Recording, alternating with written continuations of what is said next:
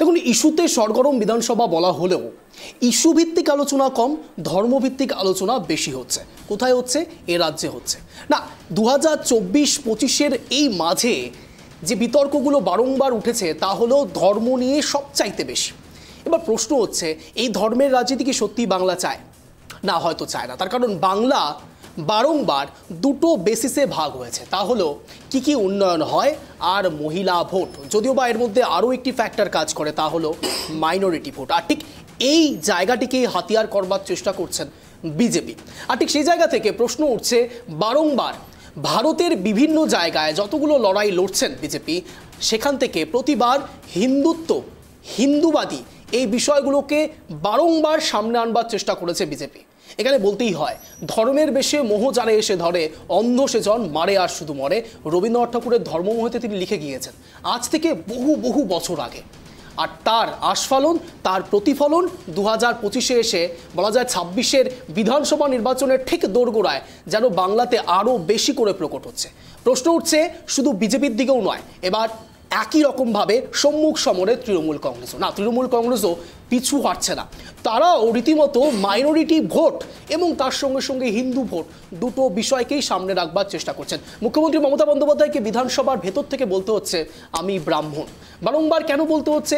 কেনই বা মুখ্যমন্ত্রী মমতা বন্দ্যোপাধ্যায়কে হিন্দু মুসলমান সবাই আমরা ভাই ভাই এই কথাটা বারবার বিধানসভার ভেতরে এবং বিধানসভার বাইরে বলতে হচ্ছে? কেনই বা শুভেন্দু অধিকারীকে বলতে হচ্ছে যে ভবানীপুরে মুখ্যমন্ত্রী মমতা বন্দ্যোপাধ্যায়কে তিনি তো হারাবেনই, তার সঙ্গে সঙ্গে 26-এ বিধানসভা নির্বাচনের পরে যাবতীয় মুসলমান বিধায়কদের চ্যাংদোলা করে বিধানসভা থেকে বের করে দেবেন?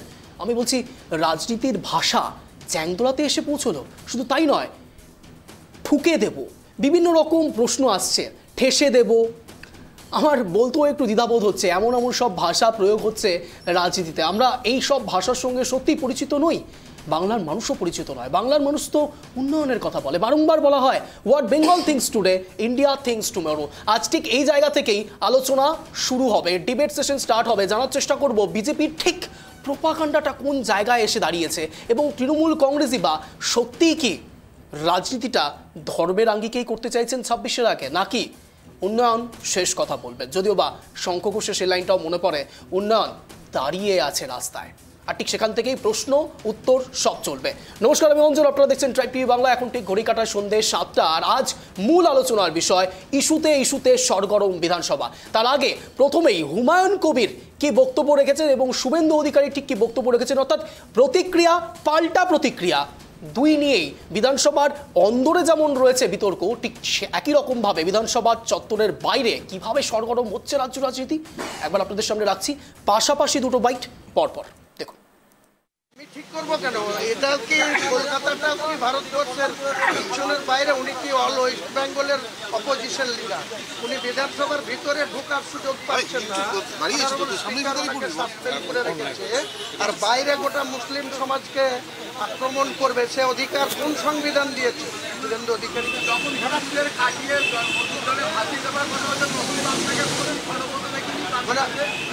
কে আপনাকে বলেছে কাটানোর কথা? কে বলেছে আপনাকে? কোথায় আপনার কাছে প্রুফ আছে যে আমি কাটানোর কথা বলেছি? যখন যোগী আদিত্যনাথ 30শে এপ্রিল 2024 বেলা 1:30টার সময় গোটা এইভাবেই এই শুভেন্দু অধিকারীর কায়দায় এইরকম কুৎসিত ভাটায় মুসলিম সমাজকে অ্যাটাক করেছে, মমতা ব্যানার্জিকে দাঙ্গাবাজ আখ্যা দিয়েছে, তৃণমূলকে দাঙ্গাবাজ আখ্যা দিয়েছে এবং এমন শায়েস্তা করতেন উনি ইউপি হলে যে 7 জনম দাঙ্গা করা ভুলে যেত।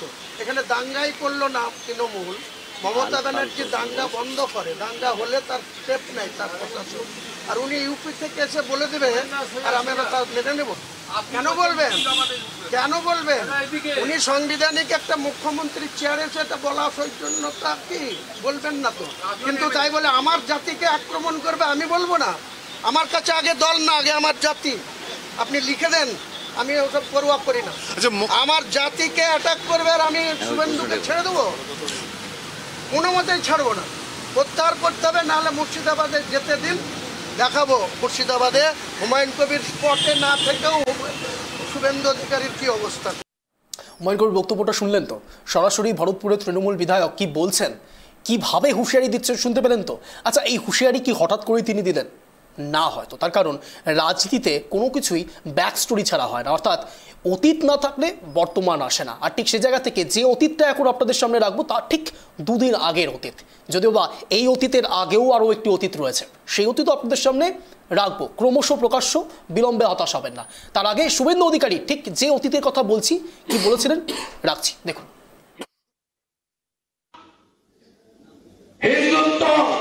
মমতা ব্যানার্জিকে হারাবো আর ওদের দলে যে কটা মুসলমান এমএলএ জিতে আসবে, বিজেপি সরকারে আসবে, ট্যাঙ্কলা করে তুলে রাস্তায় ফেলবো।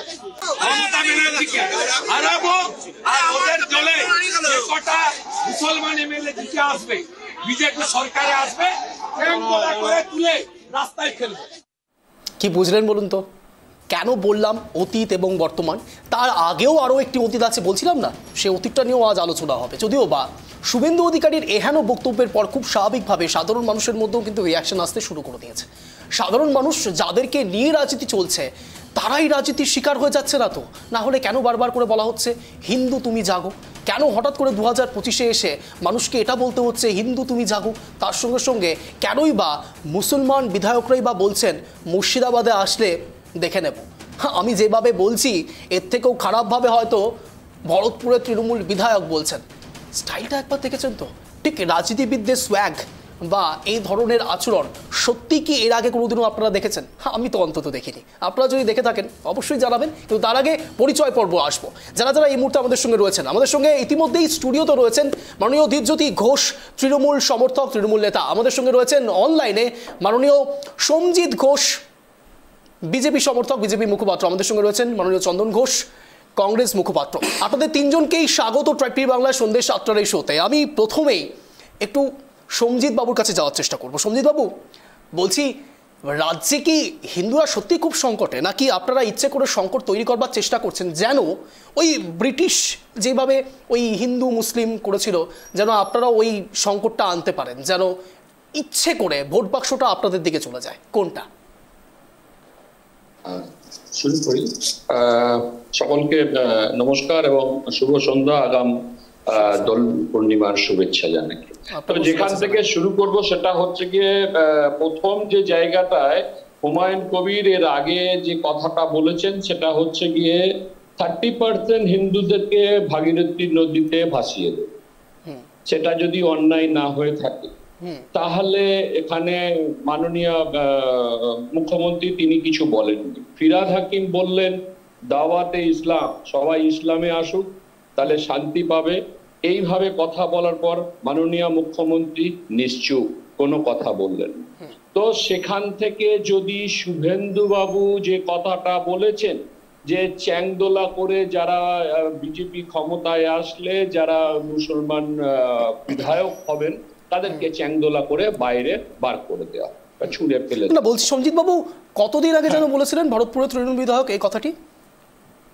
কতদিন? এই তো মাস 6-এর মধ্যে হয়েছে। মাস? এর আগেও বহু মাস 6-এর কাছাকাছি। মাস 6। আমি বলছি এই 6 মাসে কি আপনার আনাগোনা বাংলাতে একটু কম ছিল, নাকি বাংলা এর আগে আপনি কোথাও ঘুরতে গিয়েছিলেন? কোনটা? না, আমি একটুখানি বলে নিই আপনার প্রশ্নের উত্তর। সমজিৎ বাবু, আমার প্রশ্ন কেন এই প্রশ্নটা করেছি আপনি এক্ষুনি বুঝতে পারবেন।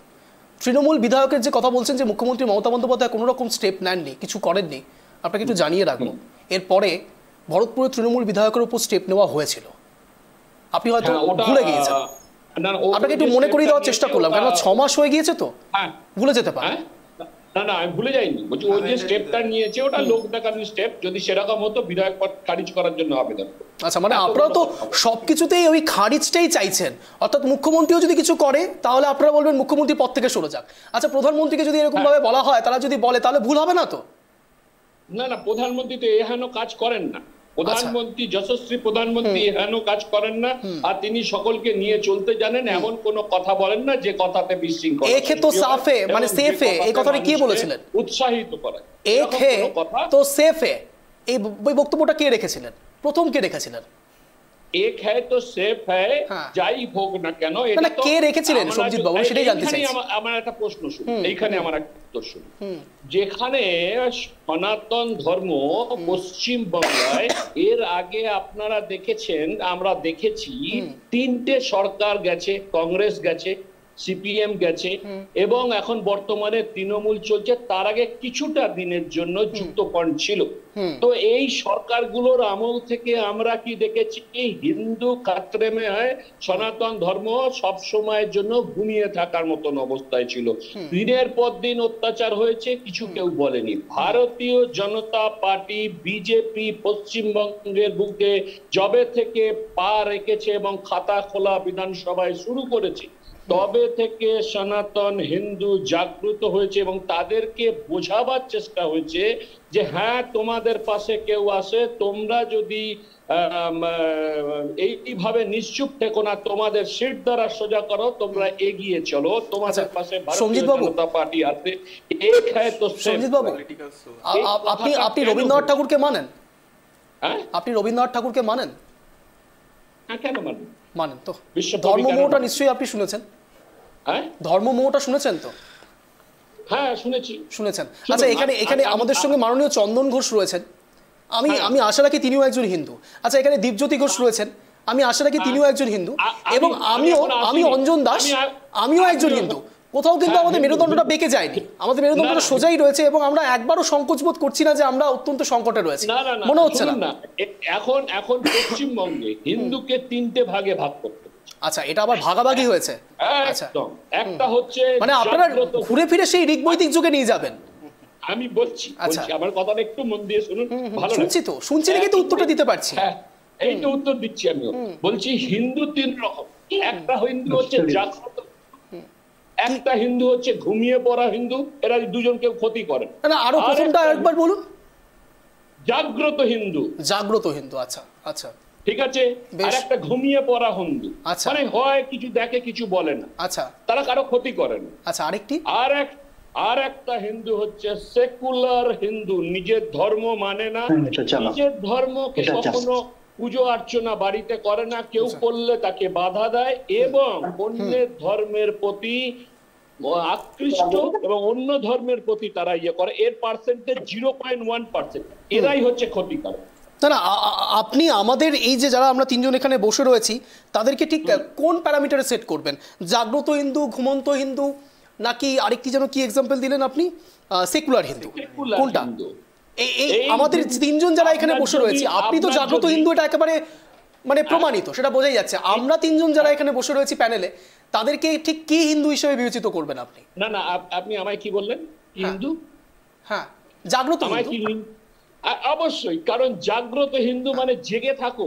না, আমি আপনার কথা কেন খামোখা বলবো, আপনি তো আপনার কথা তো বলেই দিয়েছেন। না, আমরা বলছি আমরা 3 জন যারা অ্যানালিসিস করছি, কথা বলতে আরো বলবো, আর যদি তাদেরকে আপনি কি হিন্দু বলবেন?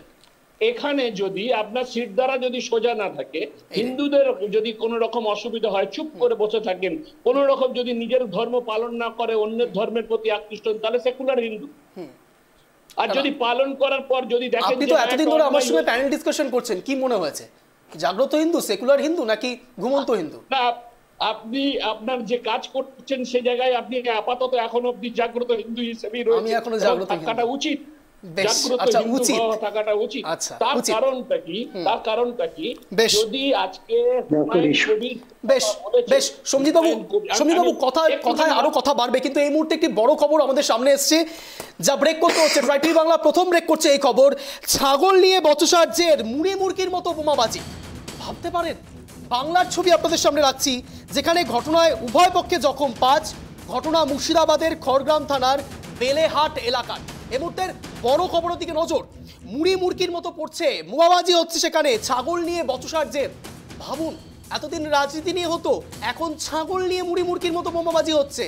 এই কিসের বাংলা, কোন জায়গায় এসে পড়ছি আমরা? ঘটনায় উভয় পক্ষে জখম হয়েছে 5 জন, অর্থাৎ দুপক্ষের মধ্যে লড়াই হয়েছে, বোঝাই যাচ্ছে। ঘটনা মুর্শিদাবাদের খড়গ্রাম থানার বেলেহাট এলাকার। ঘড়িকাটা 7:18। এই মুহূর্তের বড় খবরের দিকে নজর ট্র্যাক টিভি বাংলার। ছাগল নিয়ে বচসার জের, মুড়ি মুরগির মতো বোমাবাজি এলাকায়।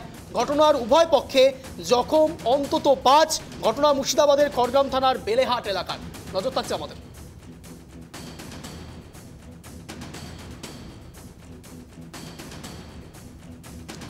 এর আগে মুর্শিদাবাদে আপনারা দেখেছেন, কখনো ভোটের সময়, কখনো বা বিভিন্ন সময় ভোট ছাড়াও, কখনো বালতির ভেতরে, কখনো বা কলাবাগানের ভেতরে বিভিন্ন সময়ে বোমা পাওয়া গিয়েছে, তাও আবার তাজা বোমা, নারকেলের মতো গোল গোল, কিন্তু এই বোমা অত্যন্ত খতরনাক, অত্যন্ত বিপজ্জনক। যে কোনো সময় যে কোনো সমস্যার সম্মুখীন হতে পারেন যে কেউ। শুধুমাত্র মুর্শিদাবাদ নয়, মেদিনীপুর, মুর্শিদাবাদ, ঝাড়গ্রাম, বিভিন্ন জায়গায় এই বোমা পাওয়া যাচ্ছে এবং কার্যত এরকম ছবিও আপনাদের সামনে রেখেছি যেখানে ছোট বাচ্চা বোমকে বল ভেবে ফেটে যাওয়ায় রীতিমতো আহত হয়েছিলেন।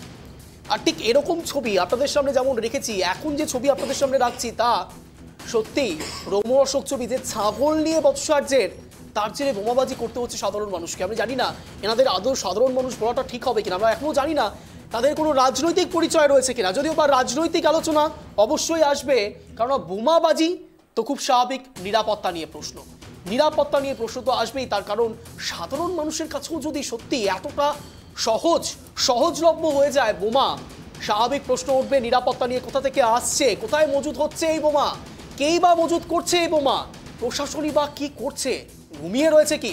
যদি সত্যি ঘুমিয়ে না থাকে তাহলে এই বোমাবাজি হচ্ছে কি করে?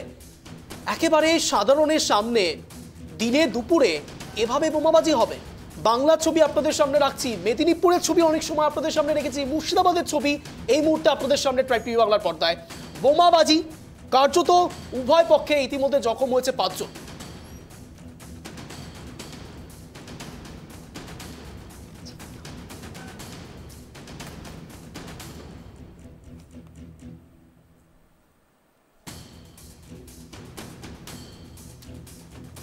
এই মুহূর্তে এই বিষয়ে বিস্তারিত কথা বলবো। এই মুহূর্তে রয়েছে আমাদের সঙ্গে আমাদের প্রতিনিধি ফোন কলে সাগর মণ্ডল। সাগর, কার্যত ছাগল নিয়ে বচসার, দুই পক্ষে বোমাবাজি, কোনো রাজনৈতিক সমীকরণ খুঁজে পাচ্ছ কি? এবং কার্যত যে এলাকায় এই বোমাবাজি হলো, প্রশাসনের ভূমিকা ঠিক কি?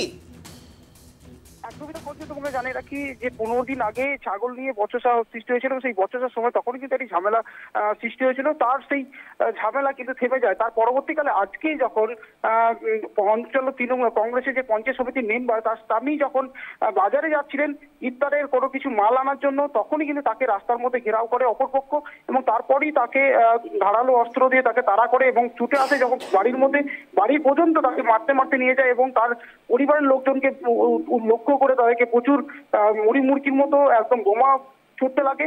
এমনই কিন্তু জানাচ্ছে এক পক্ষ। তবে এইটি দেখো একমত যে শুধু যে ছাগল নিয়ে ঝামেলা সেটাই কিন্তু নয়, বিগত যে পঞ্চায়েত লোকসভা যে পঞ্চায়েত নির্বাচন গেছে, সেই নির্বাচনের সময় কিন্তু এক পক্ষ কিন্তু কংগ্রেসের টিকিটে পঞ্চায়েত সমিতির মেম্বার হয়েছিল এবং অপর পক্ষ কিন্তু তৃণমূলের টিকিটে দাঁড়িয়েছিল এবং সেখানে কিন্তু পরাজয় হয়েছিল। সেই আক্রোশই কিন্তু এখনো পর্যন্ত চলে আসছে, এমনটাই কিন্তু দাবি করছেন জখম ব্যক্তিরা। আচ্ছা, অর্থাৎ তৃণমূল কংগ্রেসের পক্ষ থেকে বোমাবাজি করা হয়েছে? দেখো, দুই পক্ষে যখন তৃণমূল কংগ্রেসের পক্ষ থেকে কিন্তু অভিযোগ করছে তৃণমূল কংগ্রেসের পক্ষরাই কিন্তু এরা ঝামেলাটা করেছে। মূলত তারা জানাচ্ছে যে এক পক্ষ অপর পক্ষের উপর দোষারোপ করার চেষ্টা করছে। তো মূলত যে তৃণমূলের পক্ষ থেকে যারা ছিল তারা কিন্তু তাদের জখমের সংখ্যা হচ্ছে 1 জন এবং যারা কংগ্রেসের পক্ষ থেকে যারা আছে তাদের সংখ্যা কিন্তু 4 জন মতন হাসপাতালের মধ্যে ভর্তি আছে। অঞ্জন, সাগর, এই মুহূর্তে প্রশাসনিক ভূমিকা ঠিক কি? দেখো, পুরো এলাকাটার মধ্যে কিন্তু এই পুরোটা খড়দাম থানার যে বালিয়া গ্রাম আছে, সেই বালিয়া গ্রামের একদম ফুলের মোড়ের মধ্যে কিন্তু এই ঘটনাটি ঘটেছে এবং সেই এলাকাটায় প্রচুর পরিমাণে পুলিশ এবং র্যাব নামানো হয়েছে যাতে কোনো রকম আর ঝামেলা সৃষ্টি যাতে না হয় এবং পরবর্তীকালে সেই বিষয়টাই কিন্তু নজর দেওয়ার মতন এবং ওখানকার পুলিশ টিমও একটা ওখানে বসানো হয়েছে। এই মুহূর্তে দাঁড়িয়ে এলাকা শান্ত রয়েছে তো? এই মুহূর্তে এলাকার পরিস্থিতি একদম ঠান্ডা। তবে দেখা যাচ্ছে যে বাড়ির যারা ঝামেলা করেছে তারা কিন্তু বেশিরভাগটা পলাতক হিসেবে আছে এবং পুলিশ কিন্তু তাদেরকে আটক করার জন্য কিন্তু তল্লাশি চালাচ্ছে এখনো পর্যন্ত। যারা পলাতক হয়েছে তাদের সংখ্যাটা কত?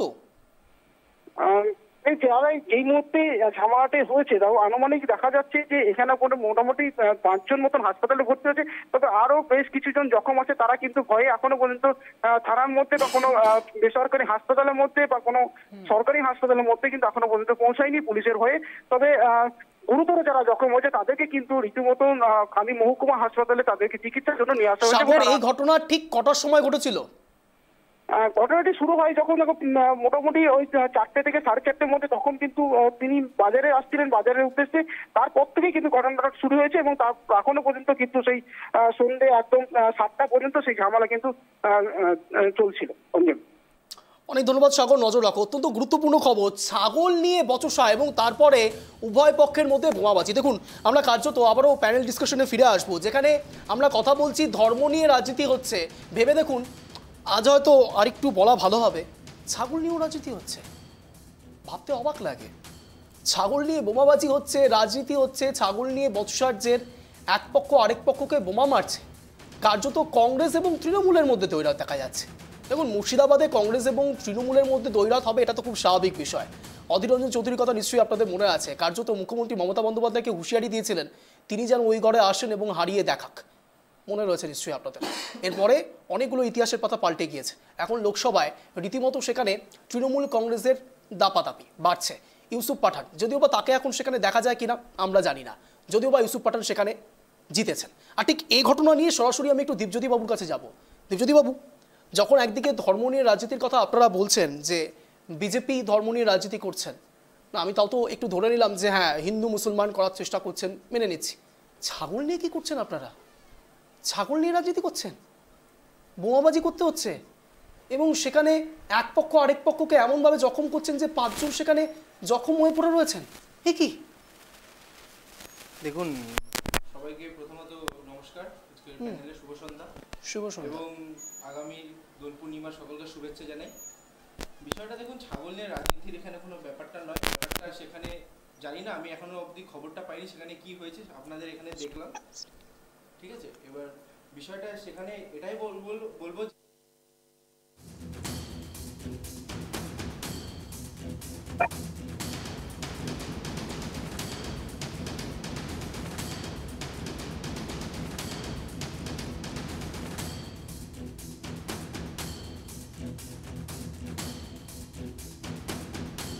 সেটা এখন দেখার বিষয়, সেটা এখনো খবর আসেনি। প্রশাসনিক বিষয় কি দেখবে বা না দেখবে সেটা তো অনেক পরের ব্যাপার দীপজ্যোতি। আমি বলছি এখানে ছাগল নিয়ে আপনারা মারামারি করছেন, বিজেপি ধর্ম নিয়ে রাজনীতি করছে আপনারা বলছেন। আমরা যেই ডিসকাশনে ছিলাম সেই ডিসকাশন থেকে কার্যত আমাদের বেরিয়ে আসতে হলো, তার কারণ যে সূক্ষ্ম বিষয় নিয়ে আজ আলোচনা করার কথা সেখান থেকে বেরিয়ে গিয়ে আমাদের ছাগল নিয়ে রাজনীতির কথা বলতে হচ্ছে। তো তার কারণ সেখানে বোমাবাজি। মুর্শিদাবাদে শুধুমাত্র এই প্রথমবার নয়, এর আগেও বহুবার বোমাবাজির ছবি সামনে এসছে। বোমাটা কি এতটাই সহজলভ্য হয়ে যাচ্ছে দীপজ্যোতি? সেখানে তো পুলিশের মতো পদক্ষেপ নিয়েছে, এখানে তো এখনো পর্যন্ত একজনও গ্রেফতার হয়নি। এখানে হবে, আমি তো এখনো আপনাদের এখানে ডিসকাশনটা দেখলাম, আপনারা বললেন যে আপনারা সবার আগে ব্রেক করলেন, ঠিক আছে। এবার প্রশাসন তো সেখানে ভূমিকা নিশ্চয়ই গ্রহণ করবে, কারণ এইভাবে তো কোনোদিনও পশ্চিমবঙ্গে আমরা দেখিনি, বা এরকম ভাবে কোনোদিন পশ্চিমবঙ্গ চলবে না। পশ্চিমবঙ্গ বিজেপি যত অশান্ত চেষ্টা করুক আর বিরোধী সিপিএম কংগ্রেসই করুক, ঠিক আছে। তৃণমূল সবসময় শান্তির দিকে বার্তা দেয়, তৃণমূল শান্তিটাকেই ধরে রাখবে। বেশ, আমি এখানে চন্দনবাবুর কাছে যাব। চন্দনবাবু, আমি ভেবেছিলাম আপনাদের ধর্ম নিয়ে প্রশ্ন করব, তার কারণ হচ্ছে আজ আমাদের টপিকটাও ধর্ম নিয়ে ছিল, ইস্যুটাও নাকি আজকাল ধর্ম নিয়ে হচ্ছে। আমি বলছি মুর্শিদাবাদে আপনাদের ছাগল নিয়ে লড়াই করতে হচ্ছে। আই এম সো সরি, আমাকে প্রশ্ন করতেই হলো। চন্দনবাবু, আই এম সো সরি যে আমি আপনার প্রশ্নের যদি উত্তর না দিই আপনার কি বলার আছে সেটা বলুন।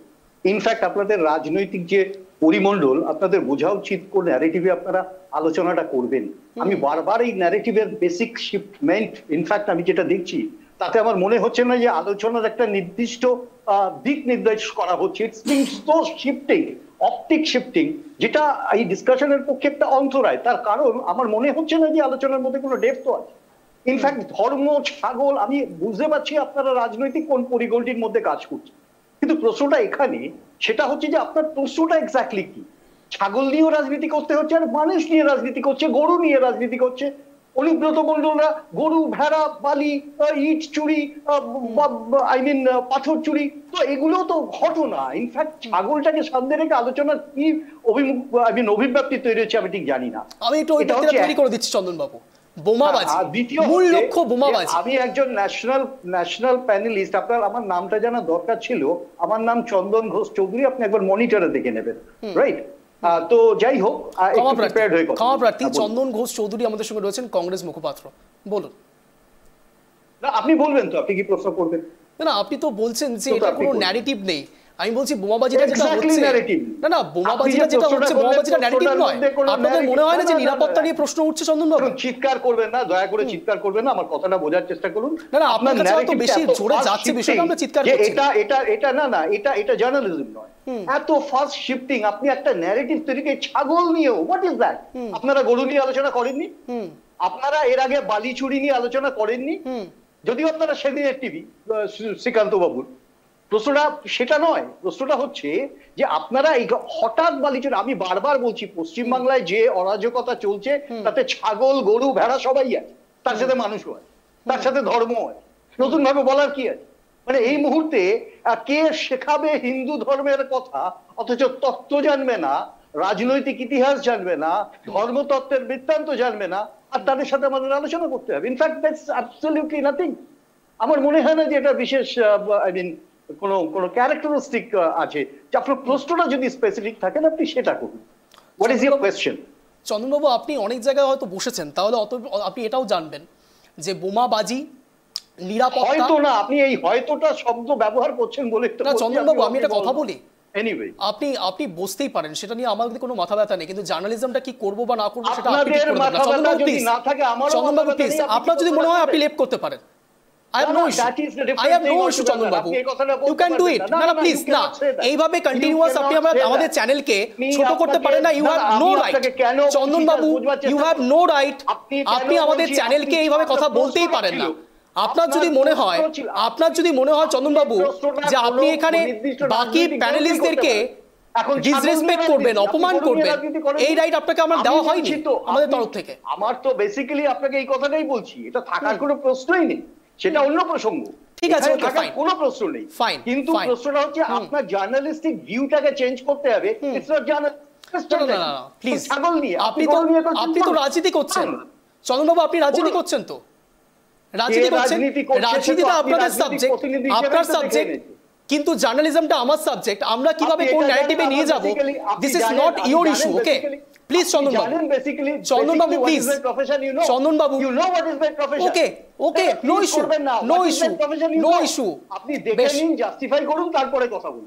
আমি কিভাবে কথা বলবো বা না বলবো, আমি কি প্রশ্ন না করব বা করব, সেটা আমাদের ব্যক্তিগত বিষয় চন্দনবাবু। কিন্তু প্রশ্ন হচ্ছে, আপনি যখন প্যানেলিস্টে এসেছেন, আপনিও আমার অনারেবল গেস্ট, কিন্তু বাকি গেস্টদের এভাবে অপমান করতে পারেন না চন্দনবাবু। নো প্লিজ, আমি কি বলবো সেটাও আপনি বলে দিতে পারেন। না আমি সেটা এখনো বলিনি। আপনাকে প্রশ্ন করেছি, আপনি উত্তর দেবেন কি দেবেন না সেটা আপনার ব্যক্তিগত বিষয়, কিন্তু আপনি অপমান করতে পারেন না। You have no right sir, please চন্দনবাবু। Okay fine, okay fine. আর কিছু বলতে চান? Absolutely no. Okay fine. আমি মানে আমি আপনাকে বলি, leave there. Okay fine, okay thank you so much. আপনারা বুঝতেই পারছেন যে কোশ্চেন বোধহয় অনেক বেশি কঠিন হয়ে গেছিল। কোশ্চেন নিশ্চয়ই অত্যন্ত কঠিন হয়ে গেছিল, যার জন্য চন্দনবাবু আজ আমাদেরকে এখান থেকে লেফট করলেন। কার্যত অ্যারোগেন্সিটা কোন জায়গায় এসে পৌঁছেছে একবার দেখুন ভেবে। একদিকে অধীর রঞ্জন চৌধুরী একসময় এই অ্যারোগেন্সি দেখিয়েই বহরমপুরটা হারিয়ে ফেলেছেন। আজ আমাদের গেস্টদেরকেও এই একই রকমভাবে অপমান করার জন্যে তিনি এক প্রকার সরে যেতে বাধ্য হলেন। কার্যত বোধহয় প্রশ্নটা আমাদের অনেক বেশি কঠিন হয়ে যাচ্ছে। ওনার কমফোর্ট জোনের মধ্যে কোশ্চেনটা নেই। হয়তো যেসব জাতীয় মিডিয়াতে উনি বসছেন, সেসব জাতীয় মিডিয়া ওনাকে অনেক ললিপপ কোশ্চেন করেন, তাই জন্য বোধহয় ওনার ভালো লাগে। কিন্তু প্রশ্ন হচ্ছে, এসব ললিপপ প্রশ্ন আমরা করি না। আমরা শাসককেও প্রশ্ন করি, বিরোধীকেও প্রশ্ন করি। আর এখানে যারা বসে রয়েছেন তারা প্রত্যেকে আমাদের অনারেবল গেস্ট, তাদেরকে সম্মান জানিয়েই আমরা এখানে বসাই এবং বসেও যাব। কার্যত চন্দনবাবু হতে পারেন, সে যে কোনো ব্যক্তি হতে পারেন, তার প্রতিও আমাদের সম্মান রয়েছে, কিন্তু যেহেন মন্তব্য তিনি করছেন এটাই তো সবথেকে বড় হেডলাইন। আমরা নির্দিষ্ট কোনো ন্যারেটিভের ওপরে কথা বলি না, তার কারণ ন্যারেটিভ এবং রাজনীতি কোনোটাই একপাক্ষিক হয় না, বহুপাক্ষিক হয়, বিভিন্ন দিক থেকে আলোচনা হতে পারে। আমি ঠিক এই জায়গায় সরাসরি একটু সঞ্জিত বাবুর কাছে যাব। সঞ্জিত বাবু, কোশ্চেনগুলোকে অনেক বেশি হার্ড হয়ে যাচ্ছে নাকি আমাদের জার্নালিজম নিয়ে আপনারও প্রশ্ন রয়েছে, বা আমার জার্নালিজম নিয়ে আপনার প্রশ্ন রয়েছে, কোনটা? না মেন ব্যাপারটা হচ্ছে চন্দনবাবু, এই যে প্রশ্নটা যেটা টপিকসের উপর আমাদের আলোচনা চলছে, এখানে ওনার বলার মতন কোনো কিছু তো নেই। আর এখানে যখন আপনি প্রশ্ন করবেন, সে আপনি তো আপনার মতন প্রশ্ন করবেনই। সে সেখানে তাকে উত্তর দিতে গেলে তাকে ভাবতে হবে, তাকে বুঝতে হবে একটা জায়গায় এসেছি, সেখানে এসে আরো তো আমরা দুজন রয়েছি, আমাদেরও তো সম্মান রয়েছে, আমরাও তো রয়েছি বসে, তো এখানে তো আপনিও তো কত রকম প্রশ্ন করেন, সে প্রশ্নের উত্তর তো আমরা দিই। ওই আমরা তো হার্ট করি না বা আমাদের কষ্ট হয় না। তো আপনি সোজাটা যত কষ্ট প্রশ্ন করবেন ততই তো উত্তর দিতে হবে। তো সেখানে আজকে আপনার নিয়ে প্রশ্ন করবে, এটা ঠিক নয়।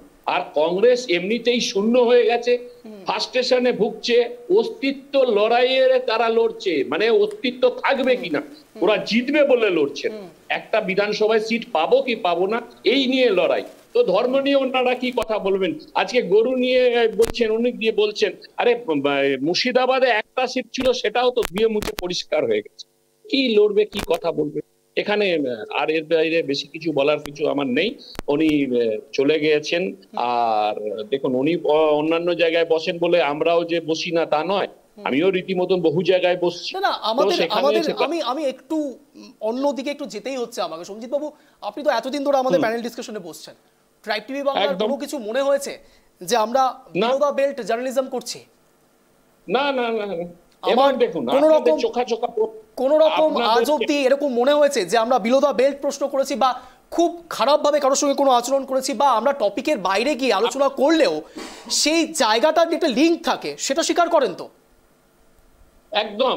আমি এইটুকু বলতে পারি, আমি আপনাদের চ্যানেলে যতদিন থেকে আসছি, আসার পর থেকে আজকে অবধি যে বসে রয়েছি, কখনো আমি এরকম আচরণ পাইনি যে যেখানে কাউকে গেস্টকে অপমান করছেন বা গেস্টকে এমন কিছু বলেছেন। না, আমরা তো আসছি, আমরা বসছি, আমরা কথা বলছি।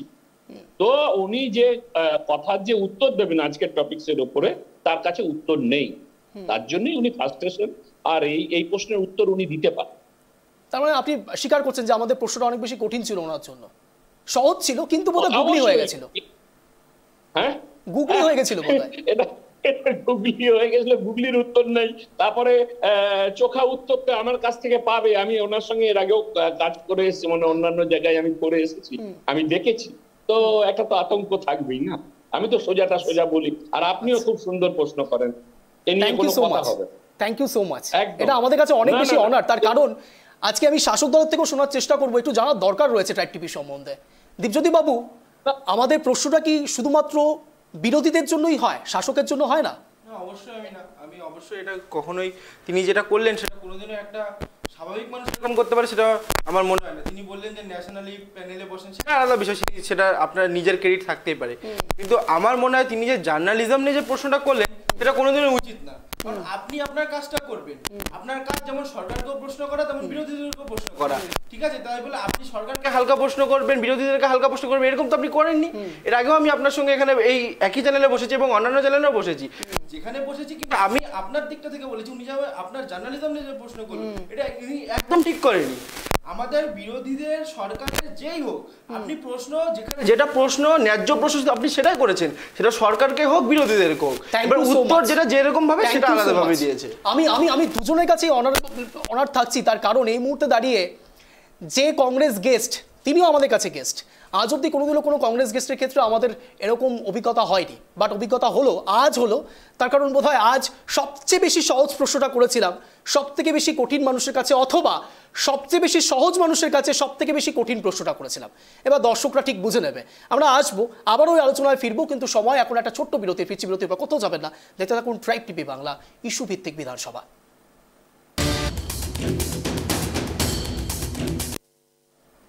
ফিরে এলাম বিরতির পর। আমাদের মূল আলোচনার বিষয় ধর্ম নিয়ে চলছে রাজনীতি। আমি সরাসরি এখানে দীপজ্যোতির কাছে যাবো। দীপজ্যোতি, কি বলবে, হুমায়ুন কবির যেসব বক্তব্য রাখছেন সেটাও কি খুব একটা সাম্প্রদায়িকতার রাজনীতি নয়? দেখুন, সাম্প্রদায়িকতার রাজনীতি এই কথাটা বলার ঠিক ভুল আমি এসব বলছি না। দল আমাদের রয়েছে, দলের শৃঙ্খলা কমিটি রয়েছে, মমতা বন্দ্যোপাধ্যায়ের আগেও স্টেপ নিয়েছে, ঠিক আছে? এবারও যদি তার বক্তব্য কোথাও ঠিক ভুল সেটা দল সিদ্ধান্ত নেবে, দল যেটা কাজ করবে সেটা আলাদা বিষয়। কিন্তু বিজেপির, আমি একটু সময় চেয়ে নিব, বিজেপির যিনি প্রতিনিধি রয়েছে তিনি হিন্দুকে দেখলাম 3 ভাগে ভাগ করলো, খুব ভালো লাগলো। একটা তিনি বললেন জাগ্রত হিন্দু, আমি জানি না এটা হয়তো বিজেপির নেতারাই হতে পারে, বাকি হয়তো হিন্দুরা নয়, উনি জাগানোর চেষ্টা করছেন, খুব ভালো কথা। 2 নম্বর হচ্ছে ঘুমন্ত হিন্দু, আমি জানি না কোন হিন্দুরা এইভাবে ঘুমিয়ে থাকে, উনাদের বিচারে যে ঘুমন্ত হিন্দুটা কি। আর 3 নম্বর উনি যে কথাটা বললেন, হচ্ছে সেটা হচ্ছে সেকুলার হিন্দু, তাই তো? এটাই তো তিনি বলেছিলেন। আচ্ছা, উনি কি জানেন যে সেকুলার কথাটার অর্থ কি? সেকুলার কথাটার অর্থ হচ্ছে ধর্মনিরপেক্ষতা। আর মাথায় রাখতে হবে যে ভারত আমাদের ধর্মনিরপেক্ষতা দেশ। আর সেই ভারতে আপনি সেখানকার একটা রাজ্যে, পশ্চিমবঙ্গ নামক রাজ্যে, সেখানে চ্যানেলে বসে আপনি সরাসরি বলছেন যে সেকুলার হিন্দু যাদের বাড়িতে কোনো পূজা আর্চা হয় না তারা 0.1%। এটা আপনার কি তথ্য, কি পরিসংখ্যান, আপনি একটু বলতে পারবেন?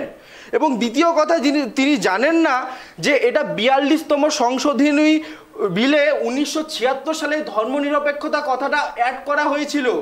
আপনি সরাসরি কাকে অ্যাটাক করতে চাইছেন? হিন্দুদের এই বিভাজনের নাম করে যে হিন্দুদের অ্যাটাক করতে গিয়ে, মানে অর্থাৎ আপনি হিন্দুদের কথা বলতে কাদেরকে কাকে অ্যাটাক করছেন আপনি একবার ভাবতে পারছেন? আমার বিজেপি প্রতিনিধিকে সরাসরি আমি বলছি, দেখুন শুভেন্দু অধিকারী, ঠিক আছে, শুভেন্দু অধিকারী কয়েক বছর আগে আপনাদের যে এত হিন্দু হিন্দু করছেন সে আরএসএস এর লোকজনকে গালাগালি করতো, তখন আপনারাই তার বিরোধ করতেন।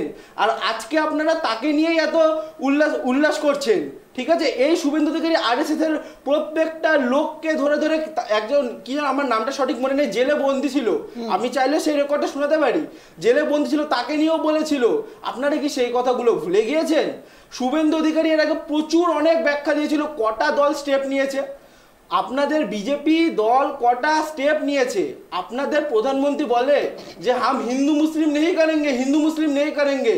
তারপরেও আজকের ডেটে দাঁড়িয়ে আমাদের খুব দুর্ভাগ্যের বিষয় যে একটা প্যানেলে বসে যে এখনো আমাদের এই হিন্দু মুসলিম নিয়ে আলোচনা করতে হয়, সেখানে অন্যান্য বিষয়ের আলোচনা দেখা যায় খুব কম, সেখানে বিজেপির প্রতিনিধি খালি হিন্দু মুসলিমের দিকে ঠেলে দেয়।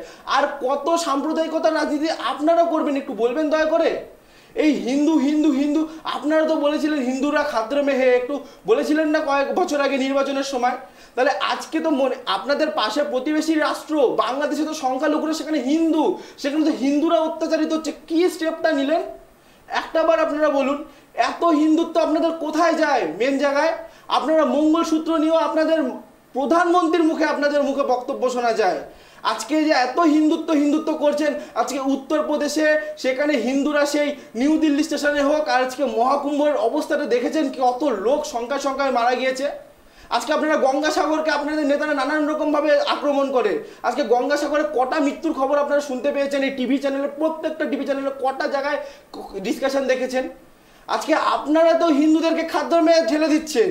আপনি এই কথাটা কিভাবে বলতে পারেন যে হিন্দুদের বাড়িতে পূজা হয় না? আপনি জানেন এটা কত বড় আপনি একটা কথা বললেন? আজকে আপনারা হিন্দুদেরকে তো আপনারাই নিজেরা ভোট ব্যাংকের রাজনীতি করছেন, আর কত হিন্দুরে করবেন বলুন? আমাদের এখানে মুখ্যমন্ত্রী মমতা বন্দ্যোপাধ্যায় সেখানে সর্বধর্ম সমন্বয় নিয়ে কথা বলেন, এখানে প্রত্যেকটা কিছু সমানভাবে, এখানে কোনো ধর্মকে আলাদাভাবে চোখে দেখানো হয় না। সঞ্জিতবাবু কিছু বলতে চাইছেন, সঞ্জিতবাবু বলুন। প্রত্যেকবার হিন্দুদের আপনারাই সঞ্জিতবাবু বলার সুযোগ দিতে হবে, বলুন। না তো বলতে পারবো না, উনি বলছেন আমি শুনছিলাম, উত্তরটা নিতে। তো আমি ঠিক জায়গাতেই কথাটা বলেছি, এটা বুঝতে পারলাম। তার কারণ হচ্ছে, যেখানে আমি কেন বলছি, আজকে দেখবেন এই পশ্চিমবঙ্গে যবে থেকে স্বাধীনতার পর থেকে এবং 71 সালের পর থেকে বহু হিন্দু বাংলাদেশ থেকে এই দেশে এসেছে।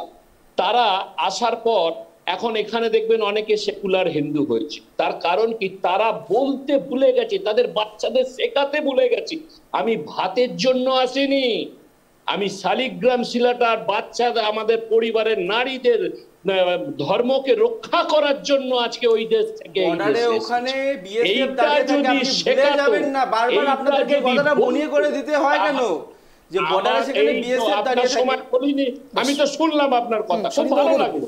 আমার কথাটা একটু শুনুন, ভালো লাগবে আপনার। আপনি প্রশ্ন করেছেন, উত্তরগুলো দিচ্ছি নিন। তো সেই জায়গাটা থেকে আজকে আমরা দেখতে পাচ্ছি হুমায়ুন কবির এবং মুসলমানরা যে হারে অত্যাচার করছে এবং সরস্বতী পুজো হতে দিচ্ছে না, দোলেতে উৎসব করতে দেবে না, ফতোয়া জারি। দ্বিতীয় নম্বর হচ্ছে রামনবমী কোন রকম ভাবে প্রত্যেক বছর অশান্তি চলছে। হিন্দুদের এরপরে সত্যনারায়ণ পুজো করতে গেলেও তো মনে হয় কোর্টে যেতে। সুনীলবাবু, আপনার সাউন্ডটা শোনা যাচ্ছে না। সুনীলবাবু মিউট হয়ে গেছে, প্লিজ আনমিউট করুন।